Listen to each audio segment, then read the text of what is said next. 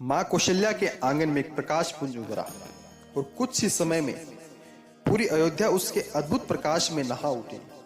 बाबा ने लिखा, भय प्रगट कृपाला दीन दयाला कौशल्या हितकारी। उधर सुदूर दक्षिण के वन में जाने क्यों खिलखिलाकर हंसने लगी भीलनी शबरी। पड़ोसियों ने कहा, बुढ़िया सनक तो नहीं गई। बुढ़िया ने मन ही मन सोचा, वे आ गए क्या। नदी के तट पर उस प्रत्युक्त कुटिया में पत्थर की तरह भावना शून्य होकर जीवन काटती अहिल्या के सूखे अधरों पर युगों बाद अनायास ही एक मुस्कान तैर उठी। पत्थर हृदय ने जैसे धीरे से कहा, उद्धारक आ गया। युगों से राक्षसी अत्याचारों से त्रस्त उस क्षत्रिय ऋषि विश्वामित्र की भुजाएं अचानक ही फड़क उठी। हवन कुंड से निकलती लपटों में निहार ली उन्होंने वह मनोहर छवि। मन के किसी शांत कोने ने कहा, रक्षक आ गया। जाने क्यों एकाएक जनकपुर राजमहल की पुष्प वाटिका में सुगंधित वायु बहने लगी। अपने कक्ष में अनेमनस्क पड़ी माता सुनैना का मन हुआ कि सोहर गाएं। उन्होंने दासी से कहा, क्यों सखी तनिक सोहर कढ़ा तो देखूं गला सदा हुआ है या बैठ गया। दासी ने झूम कर उठाया, गौरी गणेश महादेव चरण मनाई ले हो। ललना अंगना में खेलस कुमार तमन मोर बिहसती हो। महल की दीवारें बिहस उठी, कहा बेटा आ गया।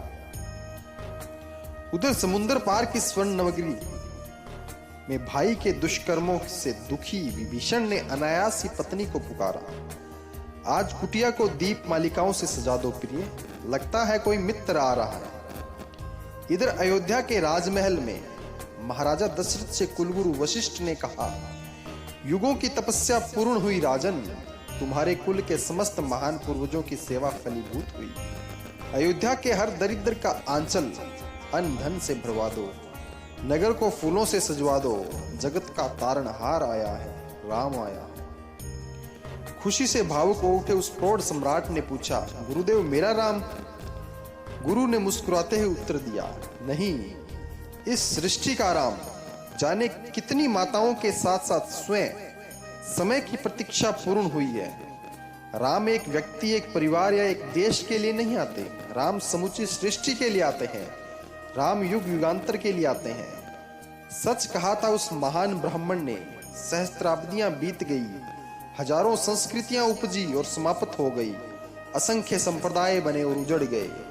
हजारों धर्म बने और समाप्त हो गए, पर कोई संप्रदाय न राम जैसा पुत्र दे सका और न राम के भाइयों जैसा भाई दे सका, न राम के जैसा मित्र दे सका, न ही राम के जैसा राजा दे सका। आधुनिक युग में भारत के विभाजन का स्वप्न देखने वाले इकबाल ने कभी ऊब कर एक प्रश्न छोड़ा था कि यूनान मिस्र रोम सब मिट गए जहां से, लेकिन अभी भी बाकी नामो निशा हमारा। मैं होता तो उत्तर देता, क्योंकि यहाँ राम आए थे।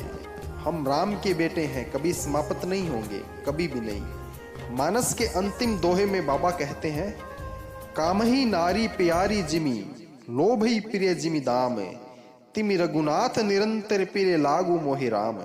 जैसे कामी को स्त्री प्रिय लगती है, लोभी को धन प्रिय लगता है, वैसे ही है राम। आप सदैव हमें प्रिय रहे। सर्वेश तिवारी, शिरमुख, प्रहलाद राज पुरोहित।